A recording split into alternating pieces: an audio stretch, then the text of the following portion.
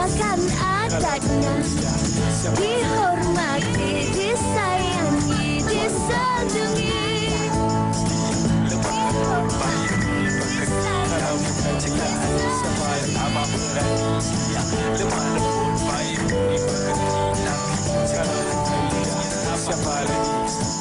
Wanita hari ini.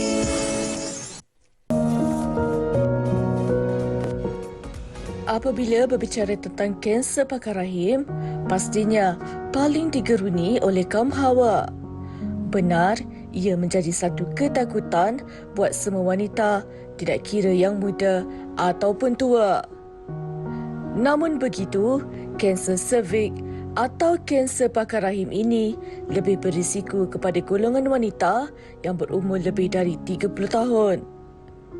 Antara simptom utama yang dialami oleh pesakit kanser pakar rahim adalah pendarahan pada faraj, sakit belakang yang kerap dan juga keputihan yang berair dan berdarah.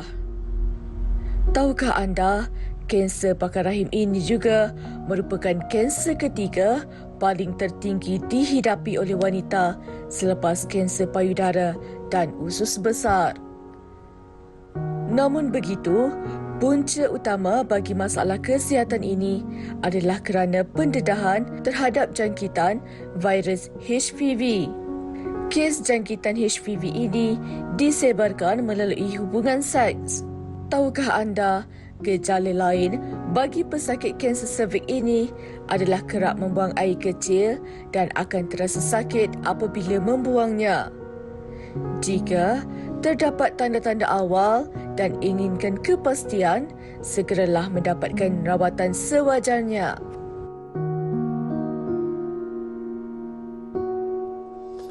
Itu yang seperti telah pun kita janjikan di awal tadi. Hari ini kita nak kongsikan tentang kanser pangkal rahim ataupun kanser cervix ini. Kita nak kongsikan bersama dengan dua orang tetamu di studio, Farin. Baik, kita ini bersama-sama dengan Mindy Tan, pemandiri kanser cervix bersama kita pada hari ini. Terima kasih Mindy bersama dengan kita. Dan juga Dr. Meharshni Gunasilan, Ketua Promosi Kesihatan Persatuan Kanser Kebangsaan Malaysia NCSM, atau lebih mesra panggilan Dr. Meha. Betul. Alright, terima kasih. Baiklah, Doktor. Terima kasih kerana sudi bersama dengan kami pada hari ini. Kita sebagai golongan orang wanita perempuan ni, kita selalu sebut tentang kanser rahim, kanser pangkal rahim ataupun kanser cervix ini. Tapi sejauh mana dan seramai mana yang sebenarnya faham dan tahu tentang kanser pangkal rahim ataupun kanser cervix ini? Mungkin doktor boleh kongsikan sedikit. Okey, salam sejahtera, Zhao Shan Hao dan juga wanakem kepada setiap hadirin yang datang pada hari ini.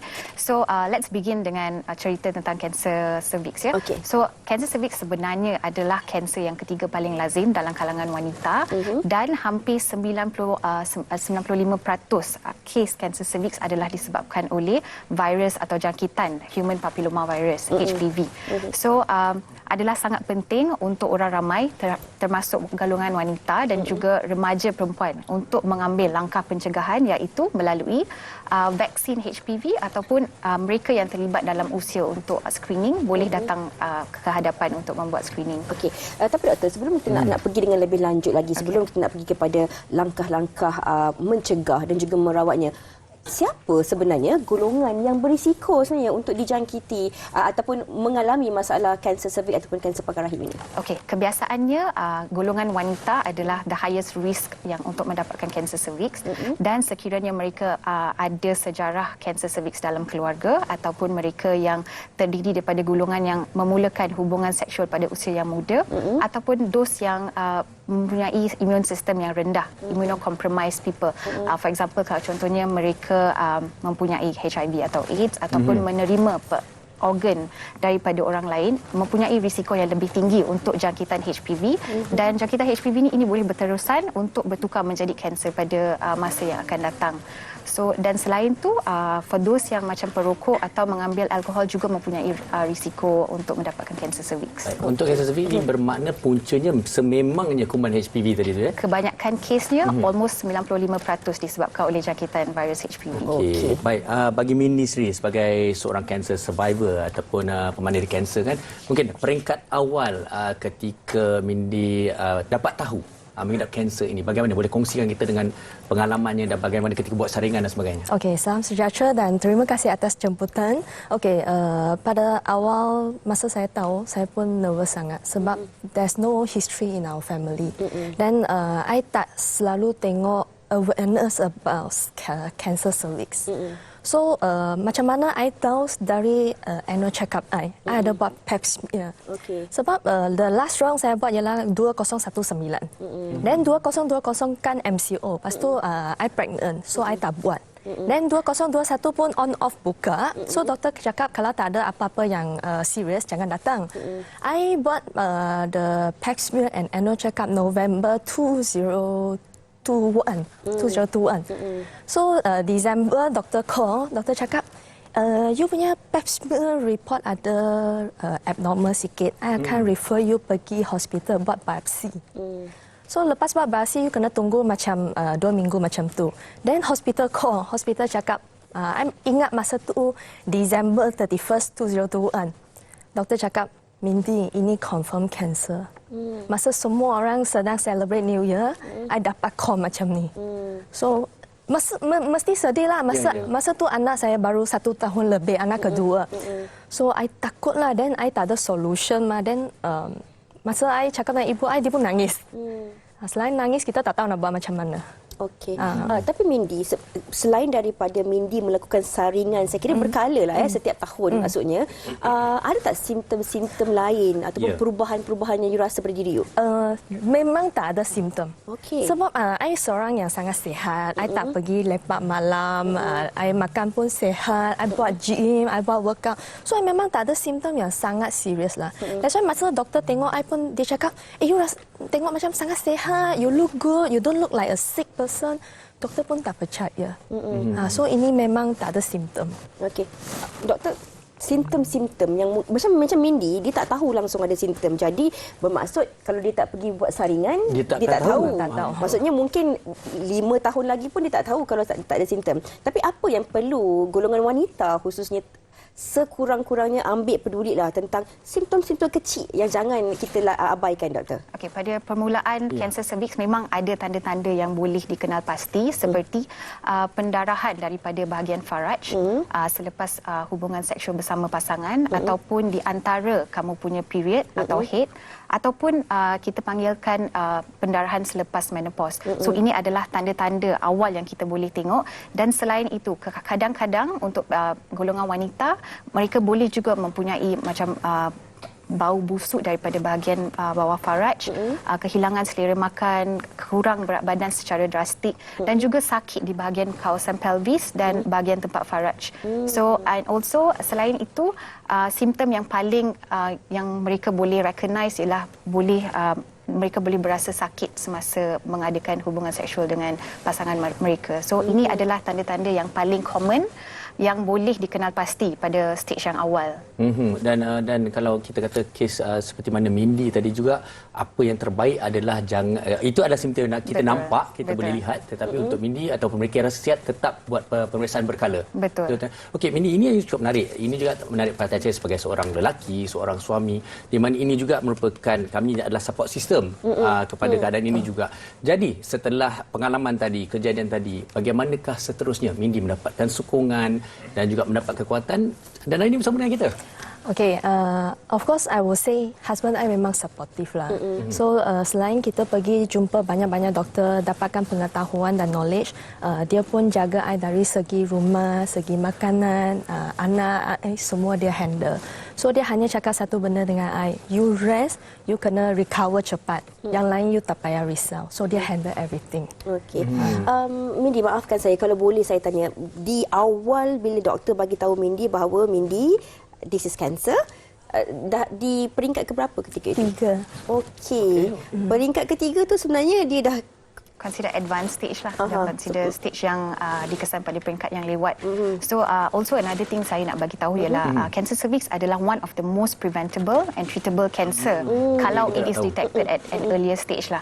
So langkah-langkah pencegahan dari segi untuk merecognize dia punya signs and symptoms dan juga mengambil the vaksin HPV dan membuat saringan ataupun pemantauan kesihatan yang sepatutnya boleh mencegah daripada kes-kes kanser cervix ni dikesan pada waktu yang lewat. Okey. Doktor, ini yang kita dah kongsikan. Tapi sebenarnya ini yang daripada awal tadi kita nak kongsikan bersama dengan penonton kita. Sebenarnya adakah masyarakat kita ni tahu ataupun tidak tentang kanser cervix, ataupun macam tadi Mindy pun cakap kan sebelum ni dia pun tak baca tentang kanser cervix dan sebagainya. Kita nak tahu sejauh mana masyarakat tahu tentang kanser pangkal rahim ataupun kanser cervix ini. Kita dengarkan daripada mereka.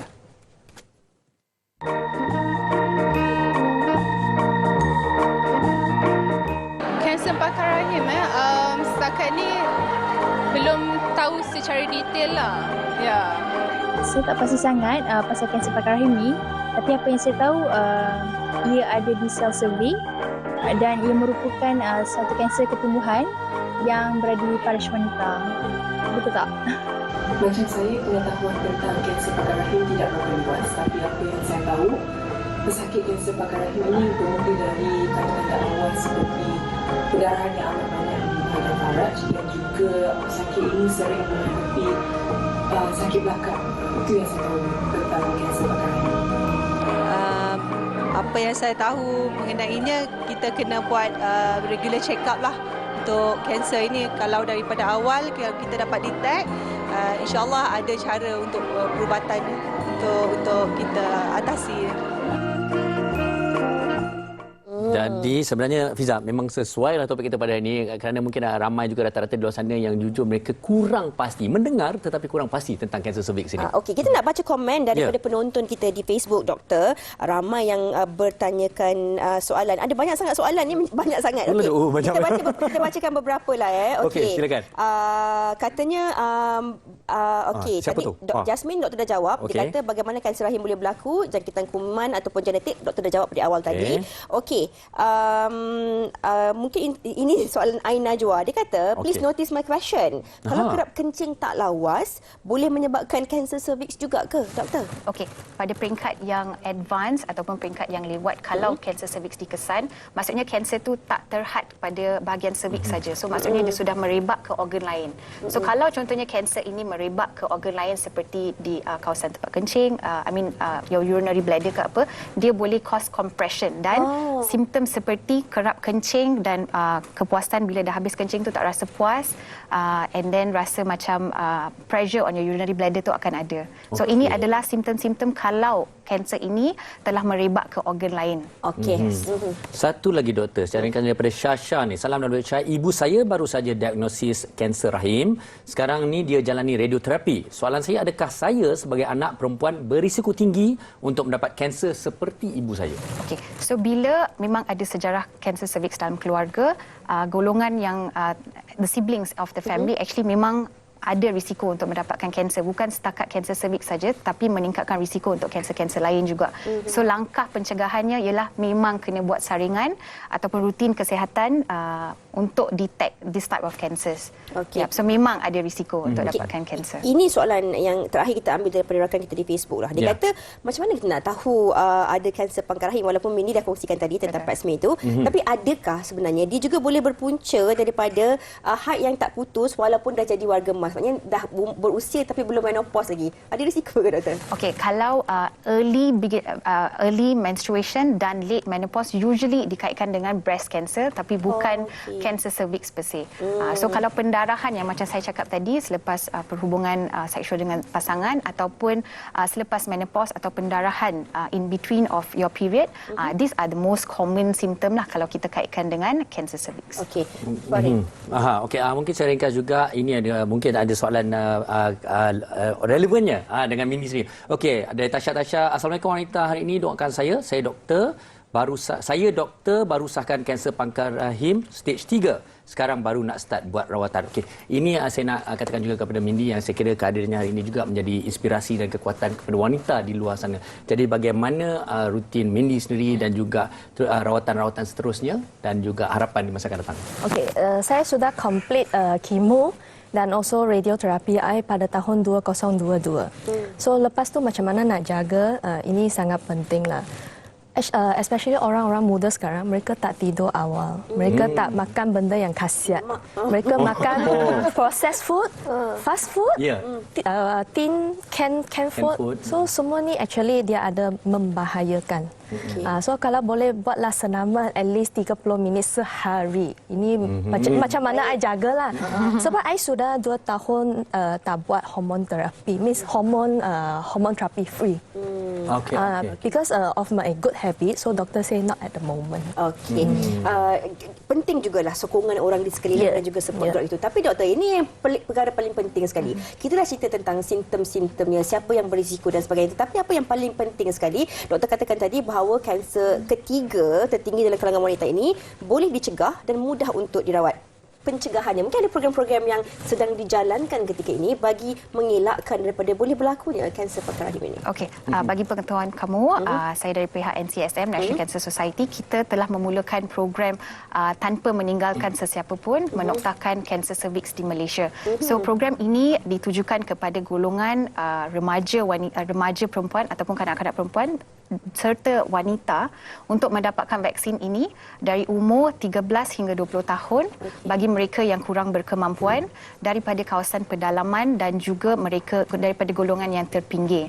So ini adalah inisiatif mulia daripada kami untuk memberi vaksin kepada golongan yang tersasar ini. Dan bagi pengetahuan kamu semua, kami telah mendapat sumbangan sebanyak 300,000 juta vaksin yang bernilai hampir 90 juta untuk support Kementerian Kesihatan Malaysia dalam usaha mevaksinasikan golongan tersasar kita. So dan program ini bertindak sebagai program pelengkap kepada our National Immunisation Program yang dijalankan oleh KKM. Yang dijalankan di sekolah lah. Okay, tapi ini yang penting sekali sebab kita tak nak ada sesiapa pun keciciran, tak nak ada sesiapa pun ketinggalan bagi mendapatkan vaksin HPV ini. Tapi bagaimana pula cara kalau mereka nak tahu ataupun nak dapatkan? Kadang-kadang ni malu. Tak tahu nak pergi jumpa siapa, nak tanya macam mana saya nak dapatkan vaksin ni. Ada tak cara untuk mereka yang mungkin sedang menonton ketika ini, dia tak berkemampuan, dia ingin mendapatkan vaksinasi ini? Okey, so sebagaimana yang saya bagi tahu, boleh merujuk kepada mana-mana NGO kesihatan yang terlibat ataupun agensi kerajaan atau entiti swasta sebab mereka ada jalan untuk menuju kepada pihak kesihatan ataupun NGO yang terlibat dalam memberikan vaksin ini.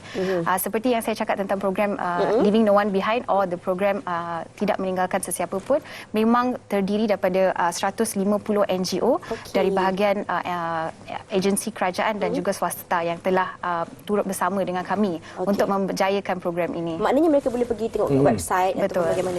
Mereka boleh untuk visit the website hpv@cancer.org.my untuk mendapatkan maklumat yang lebih lanjut, dan juga the best person to ask is definitely your doctors. So kalau contohnya mereka ada kunjungan daripada pihak doktor daripada klinik kesihatan ataupun private GPs and all that, mereka boleh menggunakan peluang ini untuk mendapatkan lebih pengetahuan. Okey, Cok, ini soalan penting. Sebab ada dalam kalangan penonton ataupun masyarakat dia dah pernah ambil vaksin HPV, tapi mungkin 10 tahun, 15 tahun dulu. Adakah vaksinasi HPV ini perlu diambil berkali-kali ataupun sebenarnya sekali seumur hidup ke, ataupun boleh repeat atau bagaimana, doktor? Untuk pengetahuan kamu semua, terdapat almost 200 jenis HPV yang dikesan di luar sana, dan bukan semua jenis HPV boleh dikaitkan dengan kanser cervix, dan terdapat HPV jenis yang tertentu yang boleh meningkatkan risiko untuk dapatkan kanser cervix seperti HPV 16 dan 18.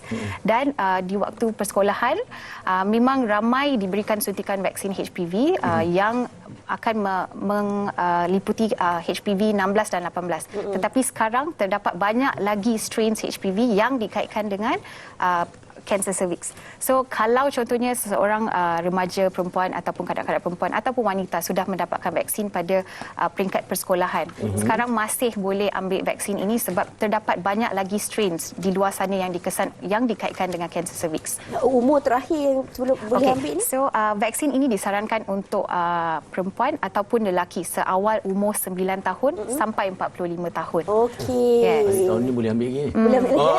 okey. Okey. Lelaki pun boleh ambil Boleh sebab jangkitan HPV ni adalah boleh dijangkiti melalui hubungan seksual. Ini So, informasi it is- dan juga fakta betul. yang perlu kita tahu ni sebenarnya.